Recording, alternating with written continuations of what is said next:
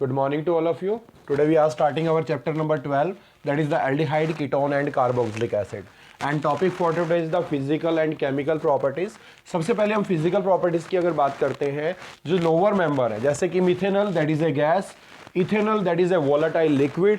लेकिन अगर हम बाकी aldehyde की बात करते हैं तो other aldehydes are liquid and solids at room temperature. अगर हम इनके बॉइलिंग पॉइंट की बात करें तो boiling point of aldehyde and ketone are higher than those of the hydrocarbon and ether. तो हाइड्रोकार्बन और ईथर से इनका जो मेल्टिंग और बॉइलिंग पॉइंट है वो ज्यादा होता है एज कंपेयर टू अगर हम अल्कोहल करें तो इनका जो बॉइलिंग पॉइंट है वो कम है of comparable molecular masses but lower than those of the alcohol. क्यों? उसका रीजन क्या है? क्योंकि जो एल्डिहाइड और कीटोन है उसके अंदर हाइड्रोजन बॉन्डिंग नहीं होती है. कौन सी? Intermolecular, which is present in case of alcohol but which is absent in case of aldehyde and ketone. This is the main reason.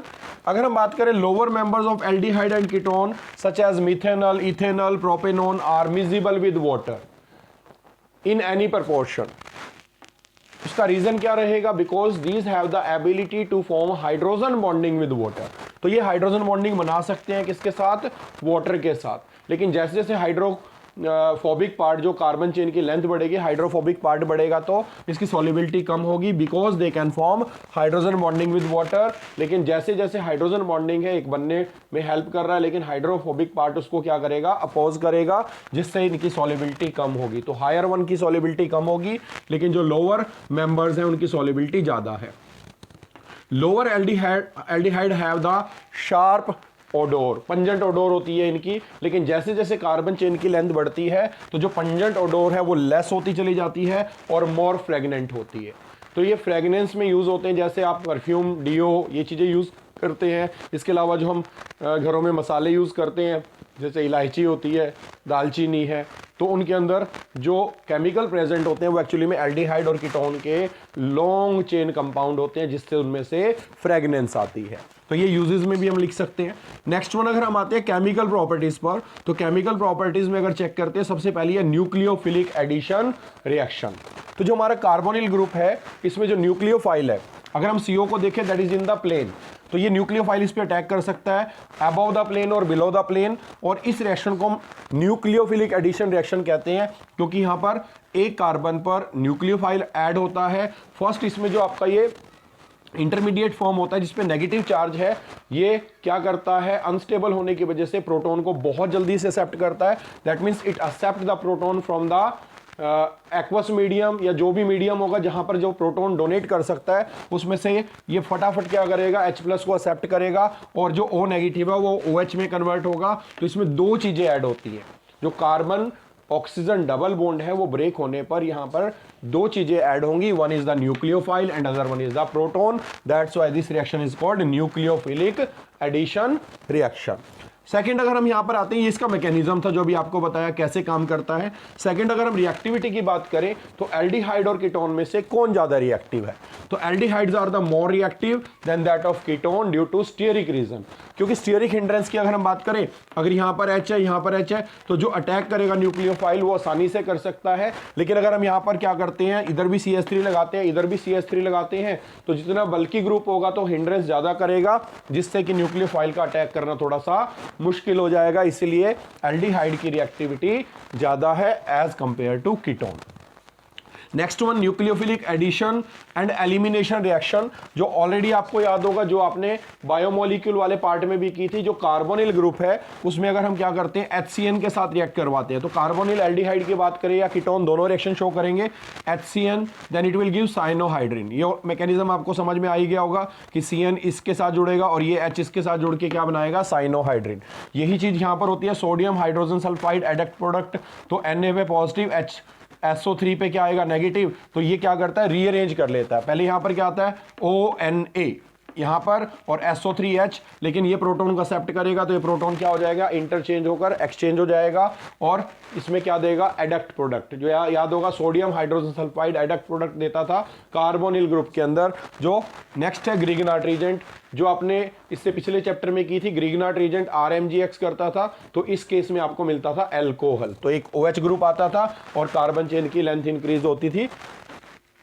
Next one अगर हम यहां देखें कि जो हमारा एल्डिहाइड है वो अगर अल्कोहल के साथ रिएक्ट करता है तो इट विल फॉर्म COH, और यहां पर क्या होगा, ये OR ग्रुप इस कार्बन पे जुड़ जाएगा और ये H कहां जुड़ेगा, यहां पर। तो ये प्रोडक्ट मिलेगा हमें। जो ग्लिसरॉल वगैरह बनाना है तो फर्दर भी रिएक्शन हो सकती है इसमें। अब अगर हम नेक्स्ट रिएक्शन की बात करें, बहुत इंपॉर्टेंट रिएक्शन है जिसको NZ वाली रिएक्शन कहते हैं, NZ। तो NZ क्या एक्चुअली में, Z यहाँ पर क्या है, ये अमोनिया या अमोनिया के जो डेरिवेटिव होते हैं वो ये रिएक्शन शो करते हैं। Carbonyl compound when react with H2N, तो हमने यहाँ से one of the hydrogen is replaced by Z। तो Z क्या क्या हो सकता है, एराइल हो सकता है, एल्काइल हो सकता है, OH हो सकता है, NH2 हो सकता है, C6H5NH या NHCO NH2, या इसको आपको याद होगा 2,4-DNP, 2,4-डाई नाइट्रोफिनाइल हाइड्रोजिन। तो हाइड्रोजन क्या होता है, NH2 को बोलते हैं हाइड्रोजन।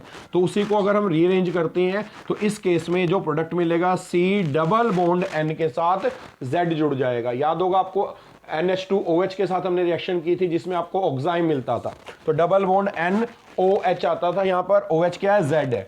तो इस रिएक्शन को आपने अच्छे से करना है, इसकी रिलेटेड जो भी रिएक्शंस हैं उनकी प्रैक्टिस करेंगे और बहुत इंपॉर्टेंट रिएक्शन है। नेक्स्ट वन अगर हम बात करते हैं रिडक्शन, अगर आपको याद हो कि अगर हम एल्डिहाइड देते हैं और उसकी रिडक्शन करते हैं तो that will give the alcohol, और ध्यान रखना है कौन सा अल्कोहल मिलेगा, प्राइमरी अल्कोहल। लेकिन यही रिएक्शन अगर हम कीटोन के साथ करें और उसकी रिडक्शन करें तो उसमें आपको मिलेगा सेकेंडरी अल्कोहल। और रिड्यूसिंग एजेंट आपको ऑलरेडी पता है कौन कौन से यूज कर सकते हैं, lithium aluminium hydride, sodium boron hydride. यहाँ पर भी आपकी नेम रिएक्शन भी आएंगी जिसमें हम पर्टिकुलर एक रीजेंट को यूज करेंगे तो वो उसके अकॉर्डिंग होगी। जैसे पीछे आपने किया था रिडक्शन प्लेडियम बेरियम सल्फेट, तो उससे रिलेटेड यहाँ पर आप ध्यान से नोट करेंगे, यहाँ पर इसमें जो पर्टिकुलर रिएक्शन है तो पर्टिकुलर रीजेंट के अकॉर्डिंग नाम होगा, तो इसको नोट डाउन करेंगे सबसे पहले। And next one is the reduction to the hydrocarbon, जो दूसरी रिएक्शन है जिसमें रिड्यूस होकर क्या देगा, हाइड्रोकार्बन। जैसे कार्बोनिल ग्रुप है हमारा, ये एल्डिहाइड भी हो सकता है, कीटोन भी। जब इसको ZnHg और HCl के साथ रिएक्ट करवाते हैं then it will give CH2। तो इस केस में आपको एल्केन मिलेगा, हाइड्रोकार्बन मिलेगा, and reaction is known as Clemmensen reduction reaction. When this one is reacted with hydrogen NH2 के साथ रिएक्ट करे तो जो आपको पीछे रिएक्शन की थी NZ वाली, तो इसमें NH2 प्रोडक्ट मिलेगा। लेकिन जब इसको रिएक्ट करवाएंगे KOH in presence of ethylene glycol और हीट करेंगे then it will gives again hydrocarbon, that is CH2 group हो जाएगा, रिड्यूस हो जाएगा। Instead of double bond O क्या आ जाएगा, H2। And this reaction is called Wolff Kishner reduction reaction. Next one है हमारी ऑक्सीडेशन। ऑक्सीडेशन आपको ऑलरेडी पता है कि एल्डिहाइड की अगर ऑक्सीडेशन करते हैं तो क्या मिलता है, that will gives the carboxylic acid. यहां पर हम जो बात करने जा रहे हैं वो एक केमिकल टेस्ट भी है जो डिस्टिंग्विश करने में यूज होगा एल्डिहाइड और कीटोन को। तो जो माइल्ड ऑक्सीडाइजिंग एजेंट है that have the ability to oxidise aldehyde into carboxylic acid but not ketone. तो उसमें माइल्ड ऑक्सीडाइजिंग एजेंट कौन से हैं, जैसे टोलेंस रीजेंट है, फैलिंग सॉल्यूशन है। टोलेंस रीजेंट क्या होता है, that is the ammoniacal silver nitrate solution. AgNO3 का अगर हम अमोनिकल सिल्वर नाइट्रेट सॉल्यूशन लेते हैं तो उसको बोलते हैं टोलेंस रीजेंट। यहां पर हमने लिया RCHO, this one is the ammoniacal silver nitrate solution. तो AgNH3 प्लस ये देगा कोऑर्डिनेशन कंपाउंड और ये बेसिक है, दैट मींस अल्कलाइन लेंगे हम, अल्कलाइन सॉल्यूशन के अंदर इसको यूज करते हैं। देन RCHO किसमें, RCOO नेगेटिव, ये आपका एल्डिहाइड में कन्वर्ट होगा और जो ये सिल्वर है वो रिड्यूस होकर Ag में कन्वर्ट हो जाएगा और इसको क्या करेगा, ऑक्सीडाइज और प्लस में अमोनिया रिलीज करेगा। इसको हम बोलते हैं सिल्वर मिरर टेस्ट। क्या बोलते हैं, silver mirror test.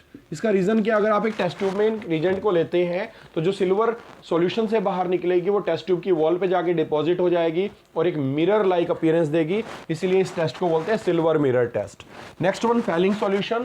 Falling solution जब भी आप यूज करेंगे तो फैलिंग सॉल्यूशन दो होते हैं, एक A और B। A क्या होता है, एक्वस कॉपर सल्फेट सॉल्यूशन, और जो B होता है that is alkaline potassium tartrate या रॉकेल सॉल्ट बोलते हैं। रॉकेल सॉल्ट के अंदर जो हम यहाँ पर यूज करते हैं, पहले दोनों को इक्वल कंसंट्रेशन में मिक्स करना है, जिससे जो सॉल्यूशन बनेगा ब्लू कलर क्या होगा, डीप ब्लू कलर होगा। कॉपर सल्फेट का तो लाइट ब्लू होता है, लेकिन जब दोनों को मिक्स कर देंगे it will gives the deep blue colour, उसको हमें यूज करना है एज ए फेलिंग सॉल्यूशन। अब यहां पर हम लेते हैं RCHO, this one is the copper 2+, क्योंकि एक्वा सॉल्यूशन है तो यहां पर इसने काम करना है प्लस में, किसमें, बेसिक मीडियम के अंदर RCO negative, and it will gives reddish brown PPT। तो इसमें जो कॉपर है वो +1 से कहां चला जाएगा, सॉरी +2 से +1 में चला जाएगा, जिससे कि जो आपका कंपाउंड बनेगा वो रेडिश ब्राउन PPT देता है। तो फेलिंग सॉल्यूशन में आपको रेडिश ब्राउन PPT मिलेंगे। That one is the confirmatory test for aldehyde.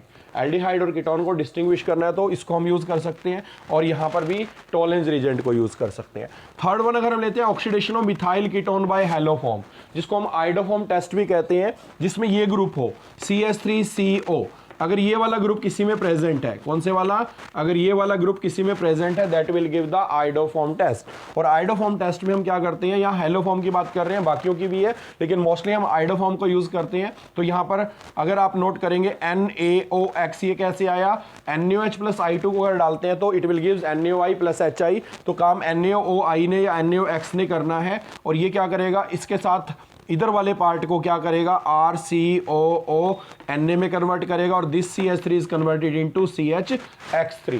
यहां पर अगर CHI3 देंगे तो it will gives yellow PPT of iodoform. तो आइडोफॉर्म टेस्ट में हम इसको यूज करते हैं, और ग्रुप का ध्यान रखना है, कौन से एल्डिहाइड या कीटोन देंगे जिसमें ये ग्रुप प्रेजेंट होगा, कौन सा, CH3CO।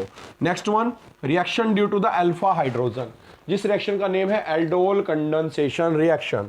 तो एल्डोल कंडेंसेशन इंपॉर्टेंट रिएक्शन है, जिसमें जो दो एल्डिहाइड है वो NaOH की प्रेजेंस में, बेस की प्रेजेंस में क्या करते हैं, first one, this is called aldol. तो इसमें से जो ये वाला हमारा क्या है, अल्फा हाइड्रोजन, तो this one is the alpha hydrogen. ये रिएक्शन वो दिखाएंगे जिसके पास अल्फा हाइड्रोजन है। तो अल्फा हाइड्रोजन यहां से रिप्लेस होकर इस ग्रुप को क्या करेगा, अल्कोहल में कन्वर्ट कर देगा, जिससे यहां पर ये डबल बॉन्ड ब्रेक होकर क्या हो जाएगा, OH, और इसको वैलेंसी सेटिस्फाइड करने के लिए इस कार्बन के साथ ज्वाइन होगा और आपको ये कंपाउंड मिलेगा। यहां तक तो बोलेंगे एल्डोल। कंडेंसेशन का मतलब रिमूवल ऑफ वाटर, जैसे आप इसको हीट करेंगे it loses the water molecule and converted into double bond. Now this is called enol. तो ये आपका ईनअल जब भी आएगा तो इसका मतलब रिएक्शन कौन सी होगी, एल्डोल। अगर हम नेक्स्ट देखें C2H5CHO, C2H5CHO, तो इसमें भी जो अल्फा हाइड्रोजन होगा वो यहां से रिप्लेस होकर इसको किसमें, अल्कोहल में कन्वर्ट करेगा। तो इसमें एक एल्डिहाइड और एक अल्कोहल है, इसीलिए इसको एल्डोल बोलते हैं। फिर हीट करने पर डबल बॉन्ड इंट्रोड्यूस होगा, तो this one is called simple aldol condensation. लेकिन अगर हम इसको और इसको मिक्स कर दें तो आपको 4 प्रोडक्ट मिलेंगे, जिसमें से 2 तो आपके यही होंगे जो अभी आप रिप्रेजेंट कर रहे हो, और बाकी के 2 नेक्स्ट उसमें आपको पता चलेगा, जिसको बोलते हैं cross aldol condensation. Note down करेंगे इसको। अब इसमें ध्यान क्या रखना है, क्रॉस में क्या करेंगे, एक बार हम इसका अल्फा यूज करेंगे और एक बार इसका अल्फा यूज करेंगे, तो इससे आपको 4 प्रोडक्ट्स मिलेंगे। उन 4 प्रोडक्ट्स को आपने लिख के उसकी प्रैक्टिस करनी है। नेक्स्ट वन अगर हम बात करते हैं कौन सी, कैनिजारो जो अदर रिएक्शंस में आती है, इसके अलावा जो बाकी रिएक्शंस है उसमें कैनिजारो है, and this reaction is shown by those aldehyde which do not contain alpha hydrogen.